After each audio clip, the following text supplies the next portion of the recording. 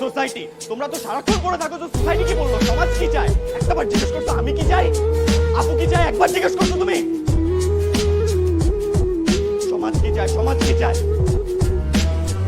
সমাজ যদি তুই ভালো হইতো বাবা, তাহলে তোমার পত্রিকায় প্রতিদিন কেন রেপের নিউজ, প্রতিদিন কেন গলা কাটার নিউজ, প্রতিদিন কেন ছেলে ধরার নিউজ? একবার উত্তর দিতে পারবা এটার? পারবা তুমি?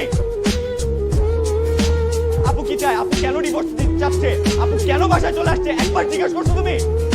তুমি জানো আপু জামাই কি করে? জানো? জিজ্ঞেস করছো কোনোদিন আপুকে? আপুর জামাই নকল ওষুধ সাপ্লাই দেয়। বিয়ের আগে দেখছিলা? দেখো নাই তো? তোমার যদি আজকে অসুখ হয় তাহলে তুমি কি নকল ওষুধ খাবা বাবা? খাবা বলো?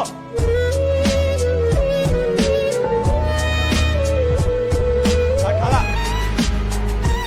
2 দিন পর পর আমেরিকা থেকে এসে আমাদেরকে জ্ঞান দেন, রাইট? হ্যাঁ, এত সোসাইটি নিয়ে কনসার্ন, সোসাইটির মতো চলতে হবে, সোসাইটিকে মেনে চলতে হবে। আপনি কেন এই সোসাইটিতে থাকেন না? কেন থাকেন না? আপনি কেন আমেরিকায় থাকেন? 2 দিন পর পর এসে আমাদেরকে জ্ঞান দেন। আমার কি করা উচিত, আপুর কি করা উচিত? কেন জ্ঞান দেন? আর মা তো সারাক্ষণ পড়ে থাকো এই যে পাশের বাড়ির আন্টি কি বললো, পাশের বাড়ির ছেলে কি করলো, ওই বাড়ির ছেলে কি করলো। একবার ছোটবেলা থেকে কোনোদিন একটাবার আমাকে এসে জিজ্ঞেস করতো বাবা তুই কেমন আছিস?